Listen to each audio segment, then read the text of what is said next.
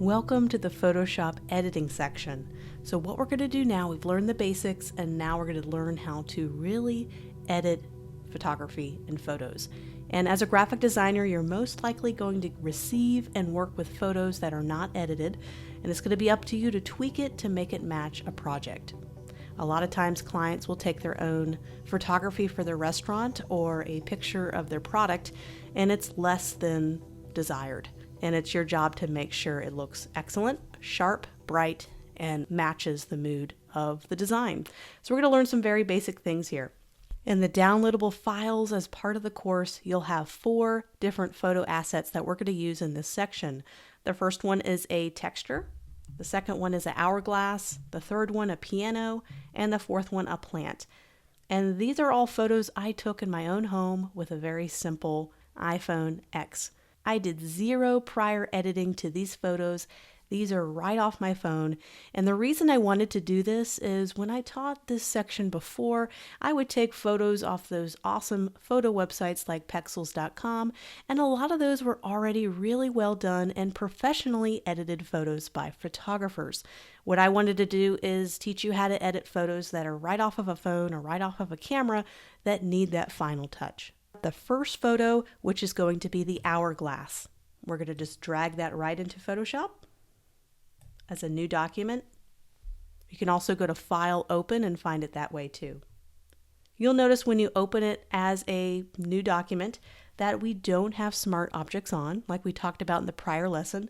We can simply right-click and just make sure that smart objects are on, convert to smart object. We're going to need that when we're doing our adjustments. So now that it's a smart object, and we can tell because of the icon, we are going to really dive into the adjustments panel. So remember in the first few lessons of Photoshop, we talked about how you can go up to image, go up to adjustments, and this is kind of where all of your photo editing tools live, is right up here. But there's also a panel that you can pull up called adjustments, which has a lot of these same settings. They're really the same options. If you do not see the adjustments panel, simply go up to Window and just make sure adjustments is checked. So here's the difference, and don't worry if you get a little bit confused. It's a little confusing because you can access it through the panel or you can access it here, but it does things a little bit differently. So when I go up to Image, Adjustments, and let's say I want to add a little bit of brightness and contrast to this photo, I can select Brightness and Contrast. And we're going to have some sliders here, and we can increase the brightness, which it does exactly what it says. It's going to bring out all of those highlights and make them more white or lighter. And let's say we want to add contrast. So that's going to change the difference between all the white pixels and the dark pixels. It's going to go ahead and add more dramatic differences between the two. So it's going to make your darker pixels darker and your lighter pixels lighter. So let's go ahead and increase the contrast. We're going to click OK. This is just to demonstrate what happens if we go this route and we go to Image Adjustments. And you'll notice because I have this as a smart layer, any adjustment that I add, it's going to add it as a smart filter, because if you add any kind of filter or adjustment on a smart layer, it's going to be a smart filter. What is amazing about this is I can toggle this on and off. So I'm just doing the visibility on and off, so that's before and after. And I can also delete it. So if I just click this smart layer and drag, I can delete that layer and I'm back to my original photo. If this wasn't a smart layer, so let's just right click, rasterize layer, and it was just a regular layer, I can go up to Image, Adjustments, and do the same thing.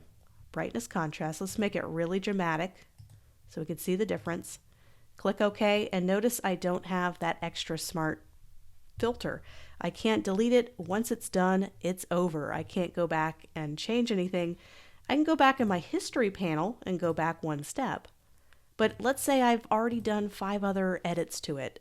I changed the color and sharpened it and did several things. I have to go all the way back to this step if I wanted to change or adjust anything. So let's go back in our history panel to right before we rasterized the layer, and now it's back as a smart object. So I can go back to Image, Adjustments, Brightness, Contrast, make it really bright, and let's say, oh, that's over processed, didn't like that. I have the smart filter where I can go to select brightness and contrast. I can double click the text brightness and contrast and it'll pull up slider and I can bring it right back down to a normal level, maybe not quite as bad, and change the contrast and click OK. And I can adjust it again and again and again, and I don't have to go back in my history panel. I can continue to edit this, and I can manage all sorts of smart filters. So every adjustment I can make I can go back and edit it again without changing everything else in the document. So let's delete this smart filter. I'm just going to click and drag it into the trash can. And let's start fresh. And we're going to do most of these adjustments. And this is where it gets a little complicated, but you can rewatch the video. We'll do lots of this practice in the future. But if you were to add let's say this is a smart object, I am adding brightness and contrast, and I did some kind of adjustment. And you see how the main photo is a parent, and the smart filter is a child. So this smart filter only applies to this layer, and that's it. I can't drag this filter anywhere else to affect a second photo that was on the page.